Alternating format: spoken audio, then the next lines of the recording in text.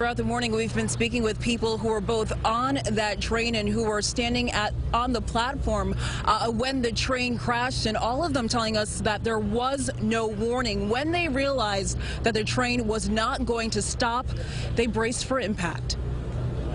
The lights went off and people started screaming, and like it wasn't a jolt, it was like completely thrown from one area to the next. Jamie Weatherhead Saul was in that packed first car as the train careened into the station. She said it didn't seem as though it was going to stop. So everybody's thinking the train is going to slow down, and it just collided. And at first our thoughts were like something exploded, or because typically there's warning. There was no warning. Tom Spina was on the station platform when he heard the impact. I heard the crash or the boom. Obviously, I ran out to find out what was going on, and you could see the train had collided through the terminal, and the roof had collapsed. The point of the section of the roof had collapsed, and there was just wires and water running and people screaming, and it wasn't good. Sound like nails like on a chalkboard, you know what I mean?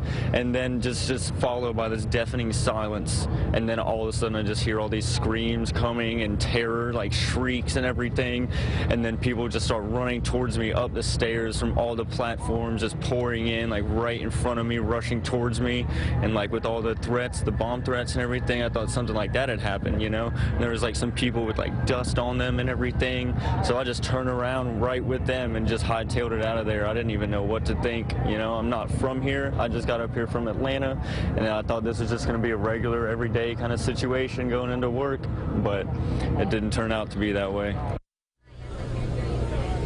And those witnesses went on to tell us that there were people limping, there were people on the ground, there were people bloodied as they waited for emergency responders to get here to the scene. And you can see back live here the staging area for police. There are a number of police, firefighters, ambulances, EMTs from various municipalities who responded to the scene here this morning. And if you want to look further left, you can see some of the NYPD and the New Jersey State Police boats in the water. Just gives you a sense of how wide this response was here this morning.